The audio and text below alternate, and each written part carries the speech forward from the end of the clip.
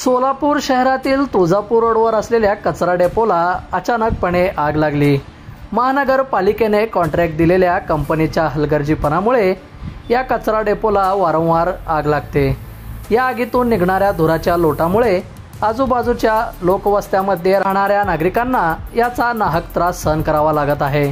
कचऱ्यामुळे दुर्गंधी तर पसरतेच, पण या वारंवार लागलेल्या आगीच्या धुरामुळे तेथील रहिवाशांच्या आरोग्यास धोका निर्माण झाला आहे, असे तेथील नागरिकांचे म्हणणे आहे।